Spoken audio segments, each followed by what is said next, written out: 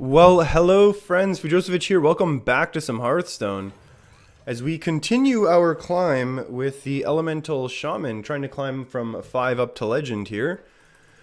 We've been doing reasonably well in not too many games. We are not liking the looks of this Mage so far. They did mulligan away their first card, so this is not Quest Mage. Unless they decided to mulligan it away, which would be a little bit strange. They did hit a Primordial Glyph into a Flame Geyser, which they did went face and then punch face with the Mana Worm afterwards, which was a little bit scary for me at first, but I think we're going to be able to stabilize here unless they have some, I don't even know what you would want to do. I guess a Frostbolt is not great. Secret's okay. I think this Secret Mage has kind of gotten a little bit more popular now. I am honestly tempted to just do this. If this is, it's not mirror, so that's good. Basically forces a ping. So these these secret mages, they're actually a little bit of a problem. But there are quite a few. I mean, we know what all the secrets are, so we can kind of play around them. We basically just played around Mirror Entity and Potion of Polymorph here with that play. If that did end up being Mirror, I probably would have traded into the 0-3. This is, this is an expected card. I mean, this is a really high value type of card that we know mages have access to. I don't feel bad at all playing the Tar Creeper right now. Our opponent wasn't able to remove a Tar Creeper last turn, or 2 turns ago now, efficiently. So chances are they won't be able to do it again. I mean, using a Fireball would be horrible for them. Frostbolt and Trade is also not that great of a use of their resources. So it's really good now that we have a really strong, well, not necessarily a strong turn 5, but at least a proactive turn 5. And then we have a very reactive and tempo gaining turn 6 coming up. Oh, and here we go. And here now we do have some trading going on. Oh boy. And maybe not so much, but that's okay because we are going to have some great turns ourselves. We make that trade. It doesn't matter. It's happening every time, no matter what we pick. Ooh, this is awful looking. I didn't know Arcane Anomaly was an elemental, and it shouldn't be. It stinks. Actually, I should have taken the other one that has the death rattle, right? Because I don't think I'm ever gonna. This was the wrong pick. Oops.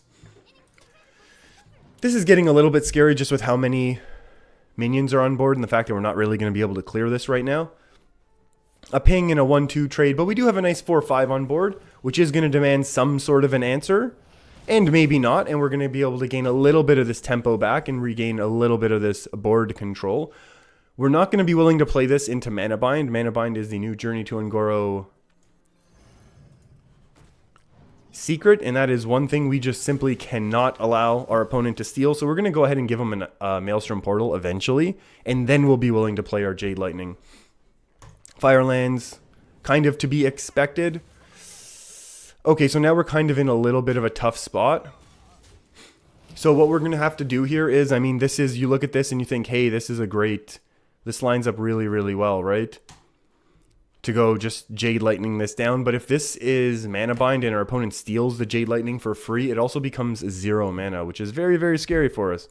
So we are not willing to do that. Now the issue is, do we want a Servant of Kalamos? And I think we do. I think we just want to continue this pressure. We'll take the Fire Elemental every time. And...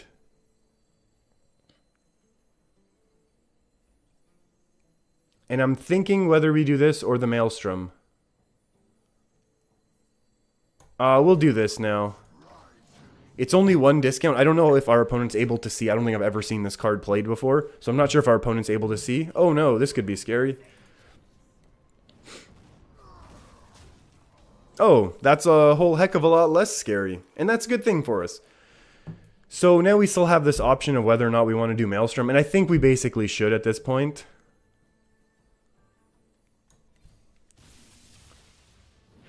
And it's not Mana Bind. Okay, so that's actually very good for us. I'll take it. And we are going to throw out the Stone Shaper and we'll Totem. And so we're obviously not sitting in a good spot, having relatively low hit points.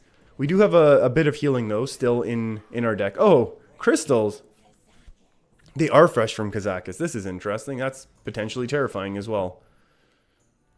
Uh-oh. Just Frostbolt to the face? Uh-oh.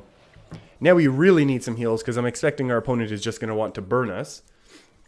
And you know what? They're not going to be able to because we have great answers. We have the best answers. The only thing is, I mean, we're not able to heal. So we might as well just be as efficient as possible with our removals here. Do we want a Jade Lightning to start the totem, start the Jade Golems? I'm saying no. We just played an Elemental, so as long as we don't die this turn, which would actually be kind of hard for our opponent to accomplish. Although I guess they could double Fireball and Frostbolt, which would just be sad, right? I mean, double Fireball ping is okay. Now we shouldn't be able to die, right? Now that's okay. We get to heal all the way back up to 19, which hopefully means our opponent isn't... Let's make sure we pick the heal. Thank you. And now we just go ahead and push face a whole bunch. We're going to leave an open space on the board in the event that we do need to totem next turn. And by totem, I mean Flame Tongue, obviously. Our opponent still could have massive burn like Pyroblast. Obviously, there's going to be a second Fireball in there, another Frostbolt. Very scary stuff. Down to 9. We could top deck another heals, which would be great. Oh, this is very great. This is excellent. The issue is now Hot Spring. Wait, hold on. How do we do this? Oh no, we can still pop for sure. Never mind. Never you mind. Okay, so this is going to be 10.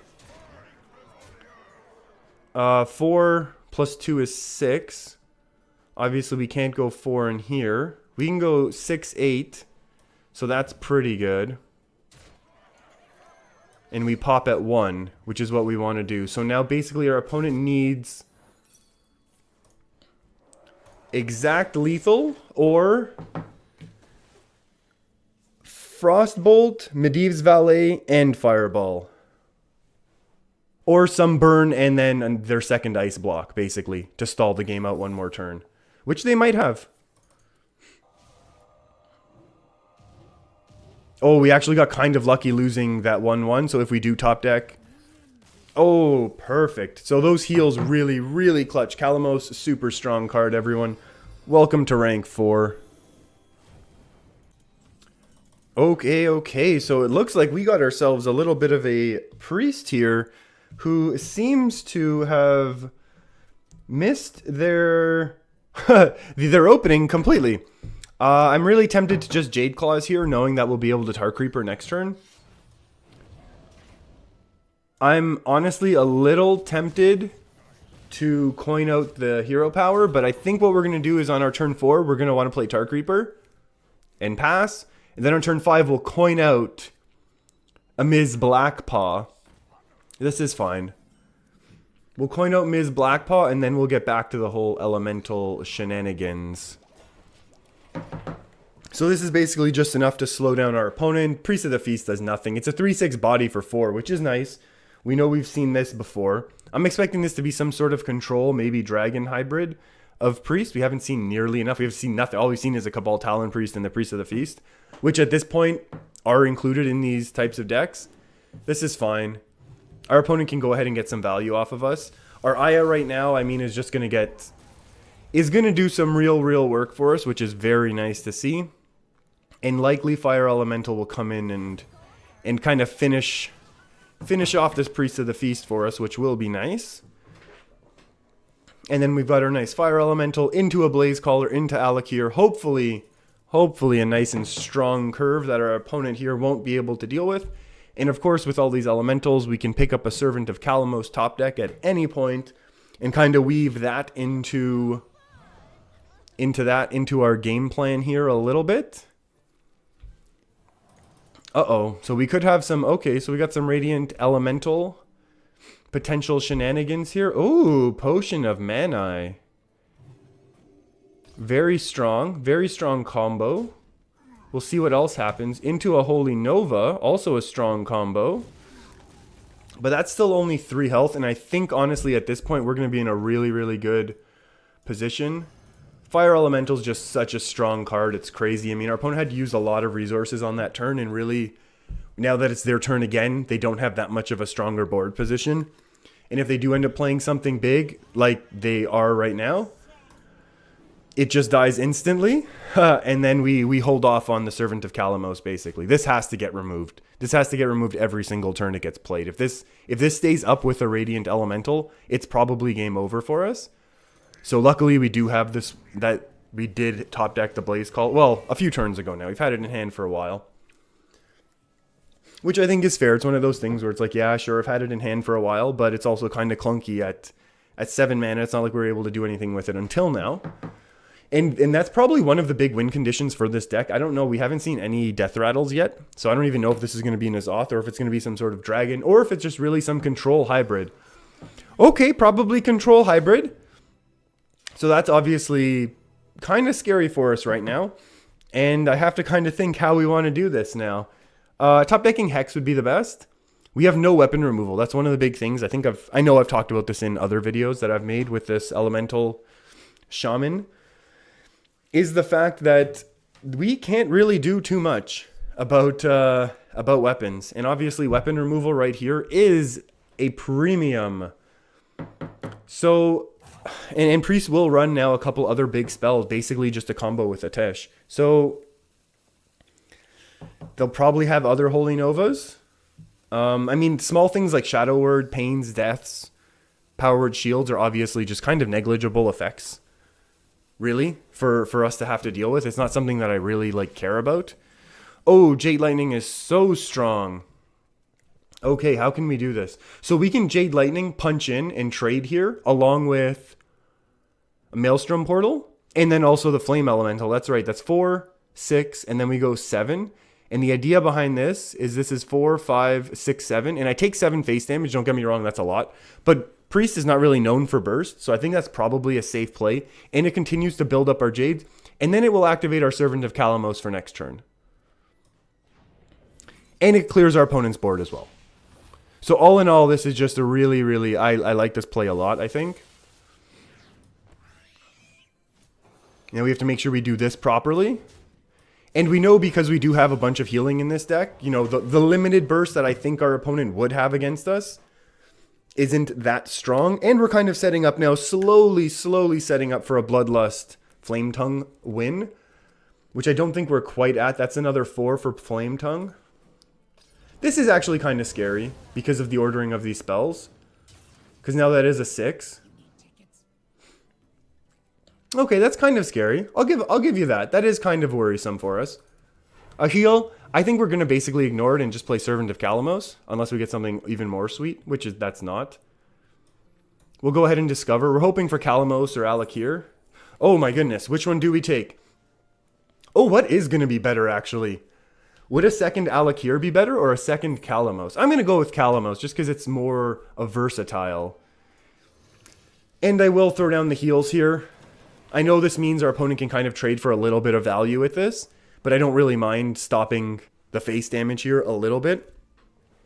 And I did take Kalamos there knowing... Ooh. Okay, oh, that's a 6 mana. Oh, that's 4 mana? Oh, that's actually kind of scary now, isn't it? Ha!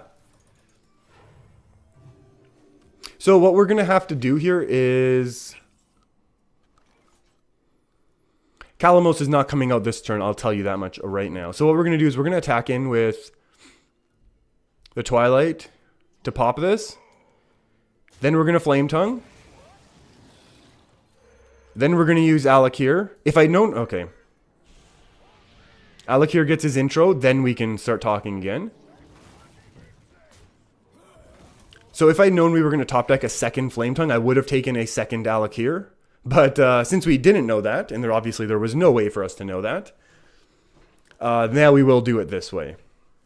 So if our opponent doesn't remove Alakir, which I mean at the very least, you would attack in with your weapon. Like if you don't have a spell that removes Alakir, you attack in with your weapon here. Oh my. If that's not taunt, we might have lethal. Yeah, that's probably lethal. How do we do this? This is an extra... This goes 7. 7 plus 3 is 10, so that's 20. 20 plus, so this is actually only 29. Are we serious? Because the way I've set this up. If I put this on this side of the Flame Tongue, we would be honestly having lethal, right? So this is 4. This goes 7, 8, 9, 10. It's 10, 20, oh, 9, and then plus obviously this Flame Tongue also gets the Bloodlust. So we do have lethal. Come on, myself. Oh my goodness. That's why you take a second, you try and find your lethal, you get your lethal, you're happy with it. Okay, that's going to be all for this video. I think those were 2 pretty interesting games as we continue to make our climb towards Legend. If you made it this far, hit that subscribe button. We're going to try and push to Legend. We're going to make it. Hope you're there with me. Keep your stick on the ice.